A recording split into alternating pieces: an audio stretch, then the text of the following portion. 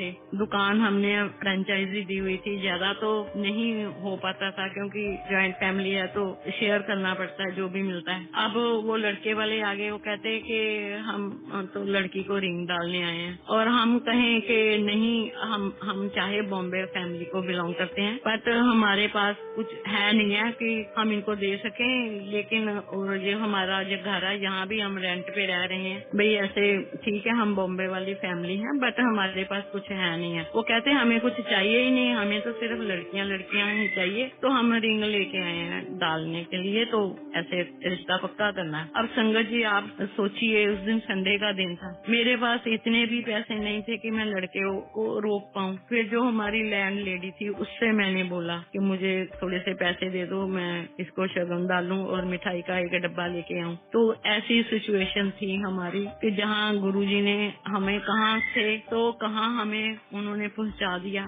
फिर जब उनकी शादी का टाइम आया, अब जो हमारे अपने रिश्तेदार थे वो तो सारे पीछे हट गए कि इनके पास कुछ है ही नहीं। आप समझ सकते हैं जब पैसा होता है तो सारे रिश्तेदार हैं, अपने भी भाई बहन हैं, जब नहीं होता है तो सारे दूर हट जाते हैं। पर एक गुरुजी की संगत थी जिसने हमारा इतना साथ दिया, गुरुजी की कृपा से। जब शादी फिक्स हो गई, बारात आ गई और मैं और मेरे हस्बैंड एक दूसरे का मुंह देखें कि बारात आ गई है, ना कुछ देने के लिए ना कुछ करने के लिए, तो हम बार बार कहें कि उनको अभी रोक लो के जी 8 बजे हैं पहुंच गई हैं। तो संगत जी जैसे शहर से ही कई लोग थे, वो जो महाजन टेंट वाले, वो कहते जी कितनी बारात है बताओ, कैसा टेंट लगाना, हम लगा रहे हैं। फिर उस टाइम पे उसका वो बड़ा मशहूर था एक कैटरर, वो आ गया, वो कहने लगा कि नहीं जी कितनी बारात का खाना क्या क्या बनाना है हम कर लेंगे, बाद में कर लेंगे। और सारी गुरुजी की संगत जो भी गुरुजी के कृपा से सारी वहाँ पे पहुँच गई। चोपड़ा अंकल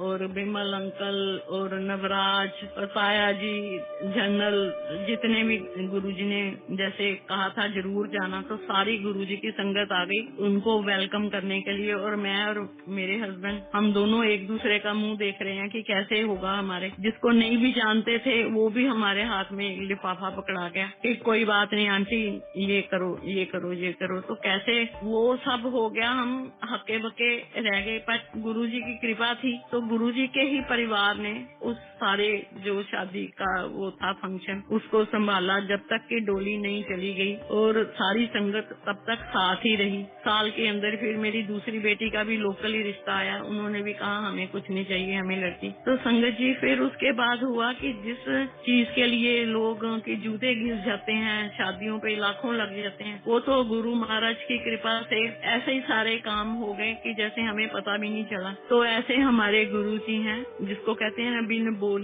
सब कुछ जानता, वो हर एक के बारे में सब कुछ जानते हैं समझते हैं, पर उन्होंने कभी ये नहीं पूछा कि मैंने क्या कर दिया आंटी, जो तुम्हारी प्रॉब्लम थी इतनी सॉल्व हो गई है। जब मैंने उनको कहा कि गुरुजी अब ये हुआ या ऐसे हुआ, ऐसे सिर्फ वो यही कहते थे कि आते जाते रहा करो, आते जाते रहा करो, कि पता नहीं कैसे किसका कल्याण हो रहा है, वो कैसे कर रहे हैं। तो ऐसे जब शादियां भी हो गई, गुरुजी फिर कहते कि अब बड़ा मंदिर जब तैयार होता तब भी हम गुरुजी के साथ वहाँ जाते रहे। जब कंस्ट्रक्शन चल रही थी, शुरू हुआ था, फिर जब तैयार भी हो गया, गुरुजी का बर्थडे वहाँ सेलिब्रेट हुआ, तो गुरुजी ने अपने हाथ से सबको वो अपनी जो एक छोटे साइज में जो सबरूप थे वो डिस्ट्रीब्यूट किए। तो अभी तक वो उनको हमने संभाल के अपने अलमारी में रखा हुआ है कि वो गुरुजी के अपने हाथ से दिए हुए हैं। तो संगत जी ऐसे करके हमारा कनेक्शन चलता रहा। फिर बीच में ऐसा समय आ गया कि हमारा आना जाना कम हो गया, क्योंकि थोड़ी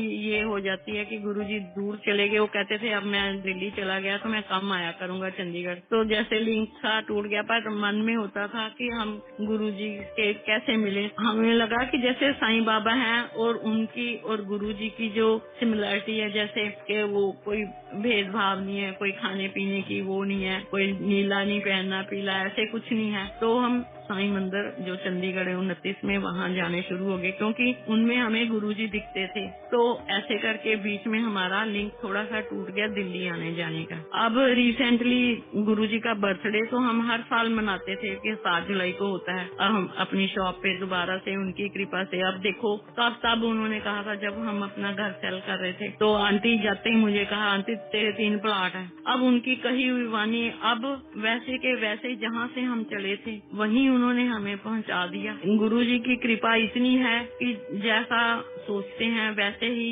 हमारा अब हो गया। पर ये है कि अब मन में वो नहीं रहा, जिसको कहते हैं ना कि उन्होंने मांझ के इतना जैसे सोना कुंदन बन जाता ना, अब इच्छाएं आशाएं नहीं है कि मिला है ठीक है, नहीं मिला तो भी कोई दिक्कत नहीं है, कि मन अंदर से इतना ज्यादा प्रसन्न रहता है, खुश रहता है कि किसी चीज की कमी नहीं लगती है। हर टाइम उनका शुक्राना ही मन में रहता है कि जिन्होंने कहाँ से हमें निकाला, हमारा हाथ पकड़ा और आज तक नहीं छोड़ा। तो ऐसे ही उनकी कृपा बनी हुई है। बच्चे भी अपने सेटल हैं, अपना अपना काम कर रहे हैं। तो जैसे था हमारी पोजीशन वैसे ही वहाँ पे गुरुजी ने हमें पहुँचा दिया।